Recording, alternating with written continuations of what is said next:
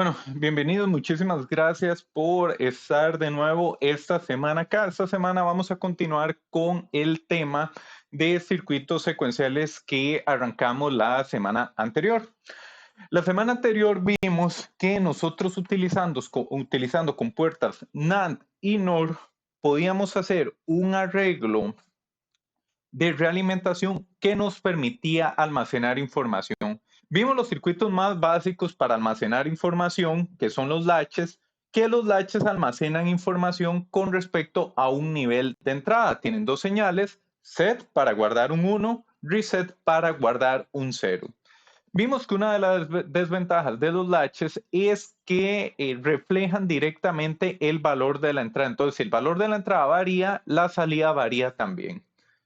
Vimos que utilizando dos latches conectados en cascada, pudimos hacer un circuito que era capaz de almacenar información únicamente en una transición del ciclo de reloj, donde esta transición nosotros la llamamos flanco.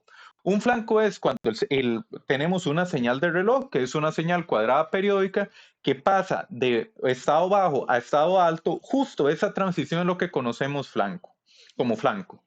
Podemos hacer flip-flops, este circuito que guarda información en los flancos se llaman flip-flops y los podemos hacer para flancos positivos y flancos negativos. Tienen la ventaja con respecto a los circuitos, con respecto a los latches, de que la salida no varía directamente con la entrada, sino únicamente en los instantes donde están los flancos. Nosotros como diseñadores tenemos que pensar el circuito de manera tal que la información que queramos almacenar o modificar esté lista justo en el flanco. Una vez que vimos esa parte, hicimos un análisis ya de circuitos con flip-flops para obtener las ecuaciones, que son las ecuaciones como las que tenemos acá.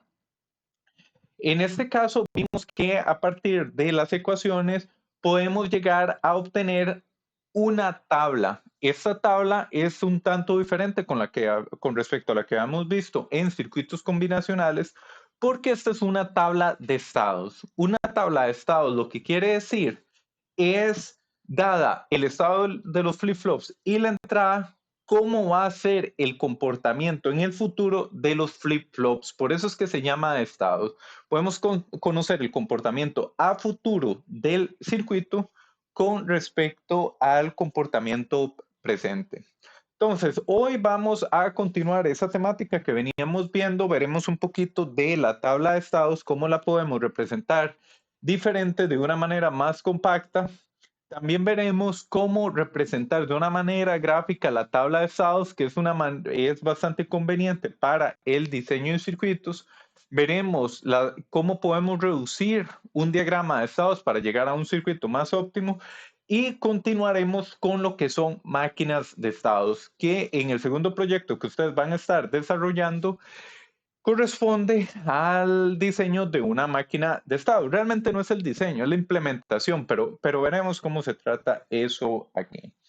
Entonces, con eso dejo el video hasta acá y vamos a repasar la tablita que hicimos la semana anterior.